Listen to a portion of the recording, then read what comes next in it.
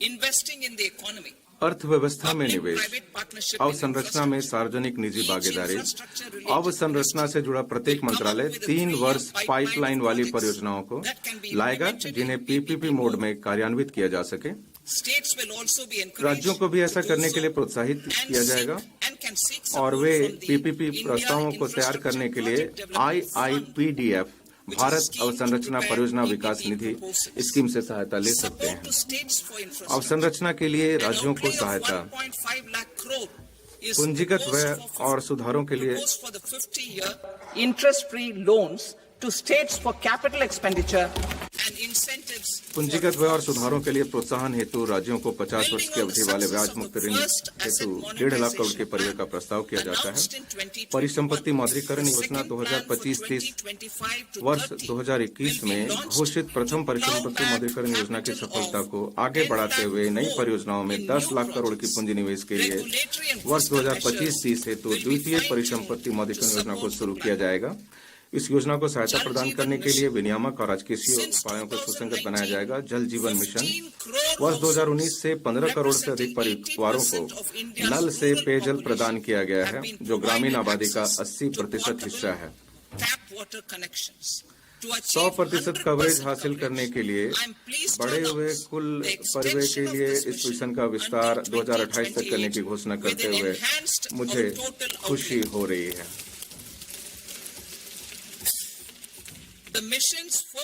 इस मिशन का मुख्य उद्देश्य ध्यान अवसंरचना की गुणवत्ता और जन भागीदारी के माध्यम से ग्रामीण क्षेत्र में पाइप से जल आपूर्ति योजना के प्रचालन और रखरखाव ONM पर होगा। राज्यों, संघ राज्य क्षेत्रों के साथ पृथक समझौता ज्ञापनों पर हस्ताक्षर किया जाएगा ताकि इसकी निरंतरता और नागरिक केंद्रित जल सेवा सुपुर्दगी को सुनिश्चित किया जा सके। शहरी क्षेत्र सुधार जुलाई के बजट प्रस्तावों को आगे बढ़ाते हुए शासन, नगरपालिकाई सेवाओं, शहरी भूमि और आयोजना से संबंधित शहरी क्षेत्र सुधारों को प्रोत्साहित किया जाएगा।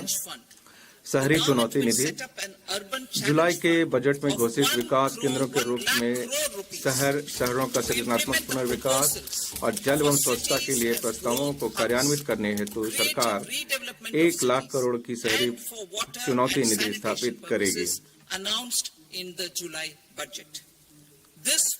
यह निधि भरोसेमंद परियोजनाओं की लागत के 25% तक की धनराशि को इस शर्त के साथ वित्त पोषित करेगी कि लागत का कम से कम 50% बॉन्ड, बैंक ऋणों और पीपी से वित्त पोषित किया जाए।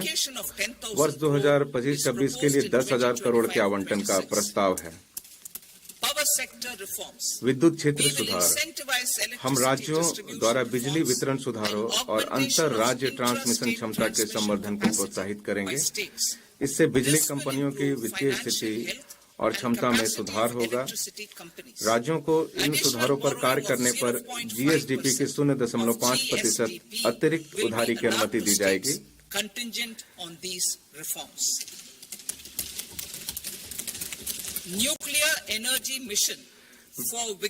विकसित भारत के लिए परमाणु ऊर्जा मिशन हमारे ऊर्जा परिवर्तन संबंधी प्रयासों के लिए वर्ष 2047 तक कम से कम 100 गीगावाट परमाणु ऊर्जा का विकास अत्यावश्यक है।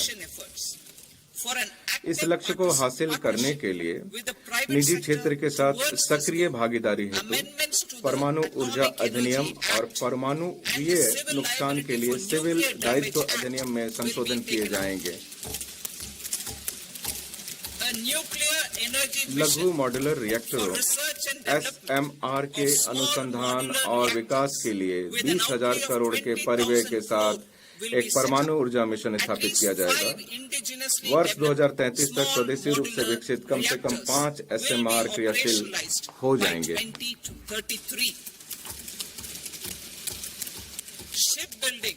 पोत निर्माण लागत संबंधी हानियों के समाधान के लिए पोत निर्माण वित्तीय सहायता नीति को नवीकृत किया जाएगा। इसमें चक्रीय अर्थव्यवस्था को बढ़ावा देने के लिए भारतीय यार्डों में शिप ब्रेकिंग के लिए क्रेडिट नोट भी शामिल होंगे। अवसंरचना सुसंगत मास्टर लिस्ट HML में निर्दिष्ट आकार से अधिक बड़े जलपोतों को शामिल किया जाएगा। जलपोतों की रेंज, श्रेणियों और क्षमता को बढ़ाने के लिए शिप बिल्डिंग क्लस्टरों को सुविधा प्रदान की जाएगी। इसमें संपूर्ण इकोसिस्टम का विकास करने के लिए अतिरिक्त अवसंरचना सुविधाएं, कौशल और प्रौद्योगिकी भी शामिल होगी। सामुद्रिक विकास निधि सामुद्रिक उद्योग के लिए दीर्घावधिक वित्त पोषण के लिए 25,000 करोड़ की निधि के साथ एक सामुद्रिक विकास निधि स्थापित की जाएगी। यह निधि वितरित सहायता और प्रतिस्पर्धा को प्रोत्साहन करने के लिए होगी। इसमें सरकार द्वारा 49% तक अंशदान किया जाएगा और शेष राशि पत्तनों और निजी क्षेत्र से जुटाई जाएगी। उड़ान क्षेत्रीय कनेक्टिविटी स्कीम उड़ान ने 1.5 करोड़ मध्य वर्गीय लोगों को तीव्र यात्रा करने की उनकी आकांक्षाओं को पूरा करने में समर्थ बनाया है। इस स्कीम ने 88 हवाई अड्डों को जोड़ा है और 619 रूटों को क्रियाशील बनाया है। इस सफलता से प्रेरित होकर एक संशोधित उड़ान स्कीम शुरू की जाएगी ताकि अगले 10 वर्षों में 120 नए गंतव्यों तक क्षेत्रीय कनेक्टिविटी को बढ़ाया जा सके और 4 करोड़ यात्रियों को ऐसी परिवहन सुविधा दी जा सके। यह योजना पर्वतीय, आकांक्षी और पूर्वोत्तर क्षेत्र के जिलों में हेलीपैड और छोटे हवाई अड्डों को भी सहायता प्रदान करेगी।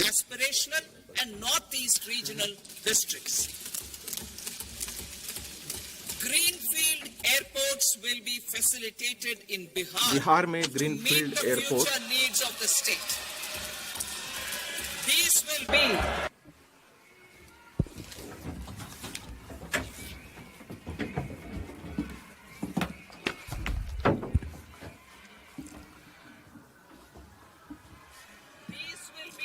बिहार में ग्रीनफील्ड एयरपोर्टों की सुविधा प्रदान की जाएगी ताकि राज्य की भावी आवश्यकताओं को पूरा किया जा सके।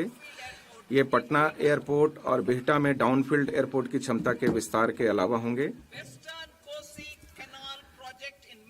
मिथिलांचल में पश्चिमी कोसी नहर परियोजना पश्चिमी कोसी नहर ERM परियोजना के लिए वित्तीय सहायता प्रदान की जाएगी, जिससे बिहार के मिथिलांचल क्षेत्र में 50,000 हेक्टेयर से अधिक भूमि पर बड़ी संख्या में खेती करने वाले किसानों को लाभ होगा।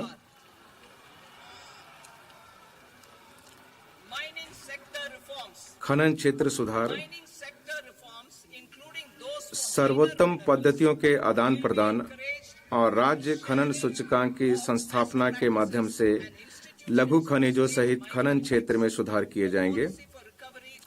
अवशिष्ट पदार्थों से महत्वपूर्ण खनिज प्राप्त करने के लिए एक नीति तैयार की जाएगी।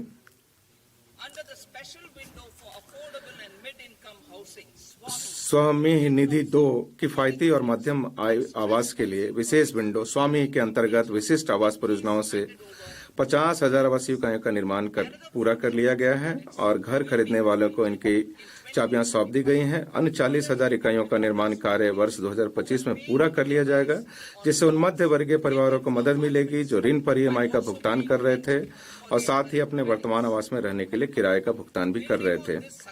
इस सफलता से प्रेरित होकर सरकार बैंकों और निजी निवेशकों के अंशदान के साथ एक मिश्रित वित्तीय सुविधा के रूप में स्वामी निधि 2 बनाई जाएगी। 15,000 करोड़ की इस निधि का लक्ष्य अन्य 1 लाख इकाइयों को शीघ्र पूरा करना है। निजी क्षेत्र के लिए गति शक्ति डाटा PPP को आगे बढ़ाने और परियोजना की रूपरेखा तैयार करने में निजी क्षेत्र की सहायता करने के लिए PM गति शक्ति पोर्टल से संगत डाटा और मानचित्र प्राप्त करने की सुविधा प्रदान की जाएगी। रोजगार प्रेरित विकास के लिए पर्यटन देश में शीर्ष 50 पर्यटन स्थलों को राज्यों की भागीदारी से चैलेंज मोड माध्यम से विकसित किया जाएगा। महत्वपूर्ण अवसंरचना के निर्माण के लिए भूमि की व्यवस्था राज्यों द्वारा की जाएगी। उन स्थलों के होटलों के अवसंरचना HML में शामिल किया जाएगा।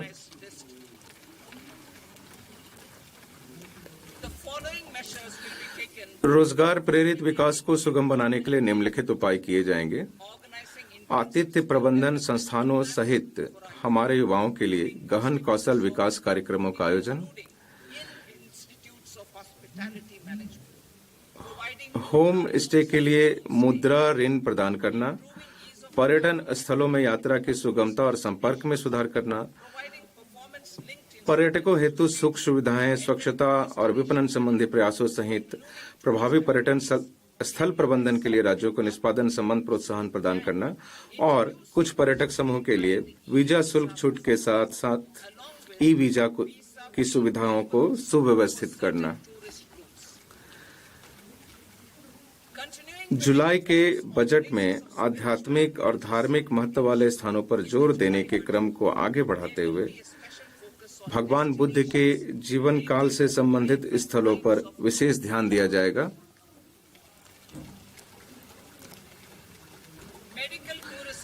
भारत में चिकित्सा पर्यटन और स्वास्थ्य लाभ, क्षमता निर्माण और आसान वीजा मानदंडों के साथ निजी क्षेत्र की भागीदारी से भारत में चिकित्सा पर्यटन और स्वास्थ्य लाभ को बढ़ावा दिया जाएगा। नवाचार में निवेश, अनुसंधान, विकास और नवाचार। जुलाई के बजट में घोषित निजी क्षेत्र से प्रेरित अनुसंधान, विकास और नवाचार पहलों को कार्यान्वित करने के लिए मैं अब 20,000 करोड़ आवंटित कर रही हूं। डीप टेक निधियों का कोष इस पहल के एक हिस्से के रूप में अगली पीढ़ी के स्टार्टअप को उत्प्रेरित करने के लिए डीप टेक निधियों के कोष पर भी विचार किया जाएगा। अगले 5 वर्षों में पीएम अनुसंधान अध्यावृत्ति योजना के अंतर्गत संवर्धित वित्तीय सहायता के साथ आईआईटी और आईआईएससी में प्रौद्योगिकी अनुसंधान के लिए 10,000 अध्येता वृत्तियां प्रदान की जाएंगी। फसल जर्म प्लाज्म के लिए जीन बैंक, भविष्य में खाद्य और पोषण सुरक्षा के लिए 10 लाख जर्म प्लाज्म लाइनों के साथ दूसरे जीन बैंक की स्थापना की जाएगी। यह सार्वजनिक और निजी दोनों क्षेत्रों का आनुवंशिक अनुसंधान के लिए संरक्षण प्रदान करेगी। राष्ट्रीय भूस्थानिक मिशन, हम बुनियादी भूस्थानिक अवसंरचना और डाटा विकसित करने के लिए राष्ट्रीय भूस्थानिक मिशन शुरू करेंगे। पीएम गति शक्ति का उपयोग करते हुए यह मिशन भू अभिलेखों, शहरी योजना और अवसंरचनात्मक परियोजनाओं के डिजाइन के आधुनिकीकरण में सुविधा प्रदान करेगी। ज्ञान भारत मिशन शैक्षणिक संस्थाओं, संग्रहालयों, पुस्तकालयों और निजी संग्रहकर्ताओं के साथ हमारी पांडुलिपि और सर्वेक्षण, दस्तावेजीकरण और संरक्षण के लिए ज्ञान भारतम मिशन शुरू किया जाएगा, जिसमें 1 करोड़ से अधिक पांडुलिपियों को शामिल किया जाएगा। ज्ञान के आदान प्रदान के लिए भारतीय ज्ञान प्रणाली का एक राष्ट्रीय डिजिटल संग्रहण स्थापित किया जाएगा। अब मैं चौथे इंजन के रूप में निर्यात की तरफ बढ़ती हूँ। हम क्षेत्रीय और मंत्रालय लक्ष्यों के साथ एक निर्यात संवर्धन मिशन शुरू करेंगे, जिसे वाणिज्य मंत्रालय, एमएसएमई मंत्रालय और वित्त मंत्रालय द्वारा संयुक्त रूप से चलाया जाएगा। इससे निर्यात ऋण तक आसान पहुंच और क्रॉस बॉर्डर फैक्टरिंग सहायता की सुविधा प्राप्त होगी और एसएमई को विदेशी बाजारों में गैर टैरिफ की समस्या का सामना करने में मदद मिलेगी। भारत ट्रेड नेट व्यापार प्रलेखीकरण और वित्त पोषण समाधानों के लिए एक एकीकृत प्लेटफॉर्म के रूप में अंतर्राष्ट्रीय व्यापार हेतु भारत ट्रेड नेट नामक एक डिजिटल सार्वजनिक अवसंरचना स्थापित की जाएगी। ये एकीकृत लॉजिस्टिक्स इंटरफेस प्लेटफॉर्म में सहयोग प्रदान करेगी। बीटीएन को अंतर्राष्ट्रीय पद्धतियों के साथ सुसंगत बनाया जाएगा। वैश्विक आपूर्ति श्रृंखला के साथ हमारी अर्थव्यवस्था को जोड़ने के लिए घरेलू विनिर्माण क्षमताओं के विकास हेतु सहायता प्रदान की जाएगी। वस्तुनिष्ठ मानदंडों के आधार पर क्षेत्रों की पहचान की जाएगी। चुनिंदा उत्पादों और आपूर्ति श्रृंखलाओं के लिए वरिष्ठ अधिकारियों और उद्योगों के प्रतिनिधियों की भागीदारी के साथ सुविधा समूह गठित किए जाएंगे। इसके माध्यम से इंडस्ट्री 4.0 के में बहुत से अवसर मौजूद हैं, जिसके लिए उच्च कौशल और प्रतिभा की आवश्यकता होगी। हमारे युवाओं के पास दोनों गुण हैं। युवाओं के लाभ के लिए इस अवसर का लाभ उठाने के लिए हमारी सरकार घरेलू इलेक्ट्रॉनिक उपकरण उद्योग को सहायता प्रदान करेगी। जीसीसी के लिए राष्ट्रीय फ्रेमवर्क। उभरते हुए टीयर 2 शहरों में वैश्विक क्षमता केंद्रों को बढ़ावा देने में राज्यों का मार्गदर्शन करने के लिए एक राष्ट्रीय फ्रेमवर्क तैयार किया जाएगा।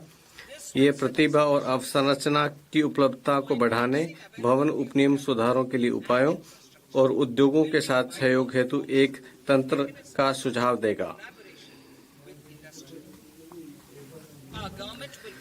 हमारी सरकार उच्च मूल्य के शीघ्र खराब होने वाले बागवानी उत्पादों सहित एयर कार्गो हेतु अवसंरचना और भंडार गृह के उन्नयन के लिए सुविधा प्रदान करेगी।